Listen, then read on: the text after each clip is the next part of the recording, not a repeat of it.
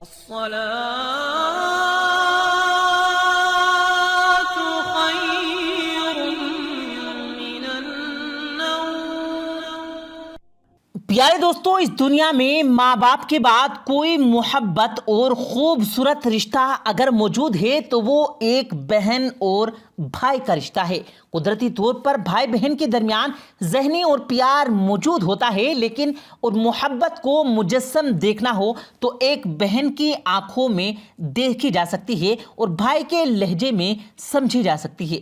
بہن بھائی کا رشتہ ایسا ہے کہ اس کی مثال نہیں دی جا سکتی۔ یہ دونوں ایک دوسرے کے سب سے اچھے محرم راز ہوتے ہیں اور بہترین دوست ہوتے ہیں۔ جہاں بہن ماں کے شفقت بھرے وجود کا ایک پرتو ہوتی ہے تو وہیں باپ بھائی کے سائے کو دراز کرتے ہیں۔ اپنی چھوٹی چھوٹی چیزوں کے خاطر آپس میں لڑتے جھگڑتے ہیں، لیکن ایک دوسرے کے لیے قربانی کا جذبہ بھی موجود ہوتا ہے۔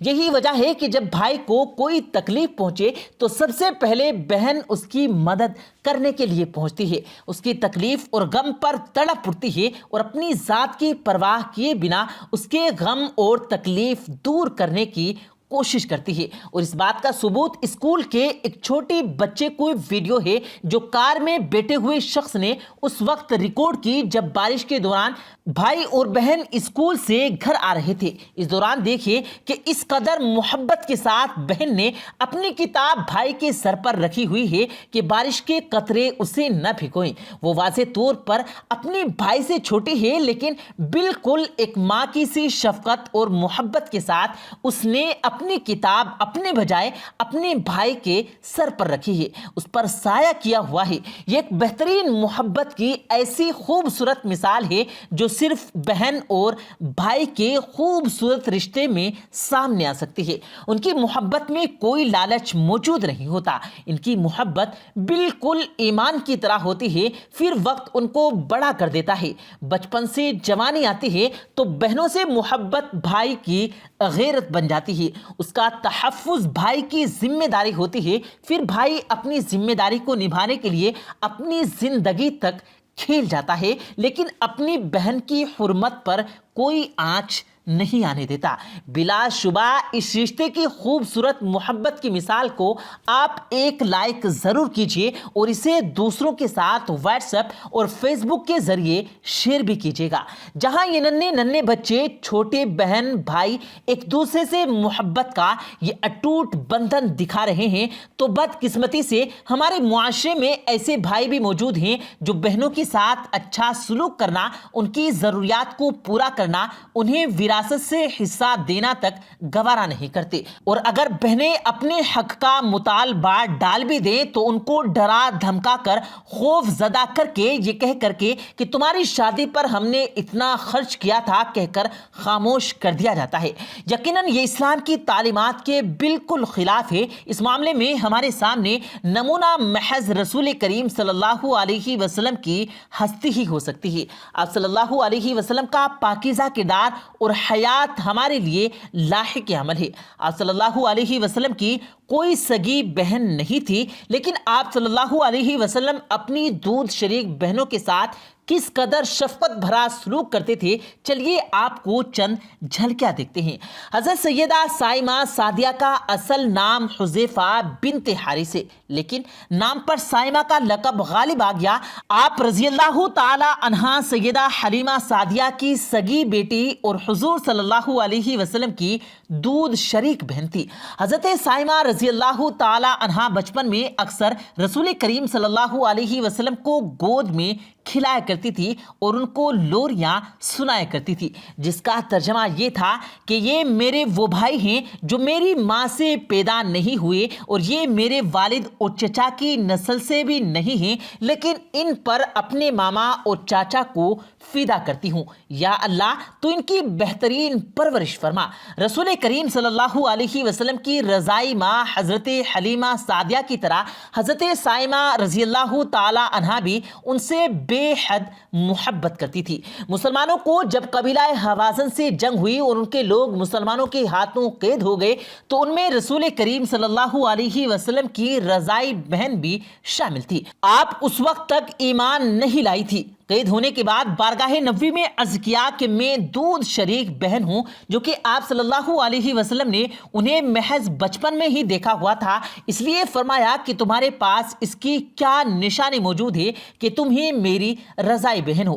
حضرت سائمہ رضی اللہ تعالی عنہا نے ایک نشانی دکھائی جسے رسول کریم صلی اللہ علیہ وسلم پہچان گئے۔ آپ صلی اللہ علیہ وسلم نے اپنی چادر مبارک زمین پر بچھا کر انہیں نہایت عزت سے بٹھایا اور فرمایا کہ اگر تم میرے پاس رہنا چاہتی ہو تو نہایت سکون سے رہو، اگر اپنے قبیلے میں واپس جانا چاہو تو تمہیں اختیار حاصل ہے۔ اس مثالی کرم نوازی کے دوران آپ صلی اللہ علیہ وسلم کی مبارک آنکھوں سے مسلسل آنسو بہتے رہے۔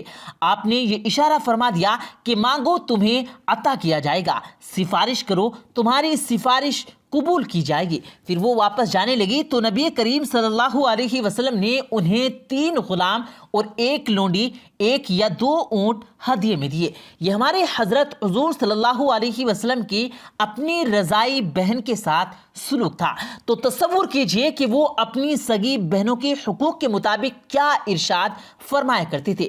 امیر المؤمنین حضرت علی رضی اللہ تعالی عنہ سے منسوب ہے کہ آپ صلی اللہ علیہ وسلم نے فرمایا کہ جب تم اپنی بہن کے گھر جاؤ تو اپنی ذات کے مطابق کچھ لے کر جایا کرو، کیونکہ تم پر تمہاری بہن کا حق تم پر اس سے والدین کی وراثت میں ملا ہے۔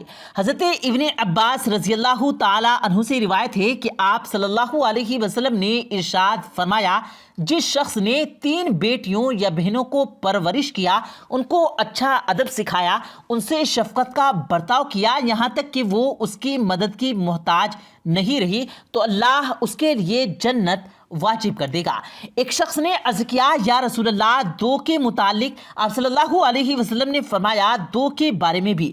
حدیث کے راوی ابن عباس کہتے ہیں کہ اگر لوگ اس وقت 1 کے متعلق بھی پوچھتے تو رسول کریم صلی اللہ علیہ وسلم اس کے بارے میں بھی یہی فرماتے۔ خواتین و حضرات، اگر کسی کی بیٹی یا بہن اگر بیوہ یا متعلقہ ہو کر ان کے پاس واپس آ جائے تو اسے بھی بوجھ نہیں سمجھا جائے۔ نبی کریم صلی اللہ علیہ وسلم نے اس کے بارے میں حضرت سراقہ بن مالک رضی اللہ تعالی عنہ سے فرمایا کہ تمہیں بتاؤں کہ سب سے بڑا صدقہ کیا ہے؟ تو انہوں نے عرض کیا کہ ضرور یا رسول اللہ۔ آپ صلی اللہ علیہ وسلم نے ارشاد فرمایا، تیری وہ بیٹی جو طلاق پا کر یا بیوہ ہو کر تیری طرف پلٹ آئے اور تیرے سوا کوئی اس کے لیے کمانے والا نہ ہو۔ رسول کریم صلی اللہ علیہ وسلم نے بہنوں اور بالخصوص عورت کے حوالے سے ماں، بیوی، بیٹی ہر روپ میں عورت کی تقدیم اور تعظیم رکھنے کے متعلق کئی قسم کے ارشاد فرمائے ہیں۔ آپ صلی اللہ علیہ وسلم نے عورت کے حقوق کے متعلق ارشادات موجود ہیں۔ آپ صلی اللہ علیہ وسلم جب بھی کوئی لشکر اسلامی کفار کے مقابلے پر بھیجتے تو صحابہ کرام تو تلقین فرماتے کہ وہ کسی کمزور بچے یا خصوصاً عورت پر ہرگز ہاتھ نہ اٹھائے۔ تو اسلام میں عورت کو ماں، بہن، بیٹی اور بیوی چاروں حیثیتوں میں اتنا اعزاز و اکرام بخشا گیا کہ دنیا کی کسی بھی مذہب اور معاشرے میں اس کا تصور نہیں کیا جا سکتا۔ یاد رکھیں، اسلام ایک احسان کی تعمیر کا خواہش کا مذہب ہے۔ اسلام وہ واحد مذہب ہے جو رشتے کے حقوق کی وضاحت کرتا ہے۔ اگر اسلام پر عمل کیا جائے تو کوئی بھی معاشرہ صلاحیت کا معاشرہ بن سکتا ہے۔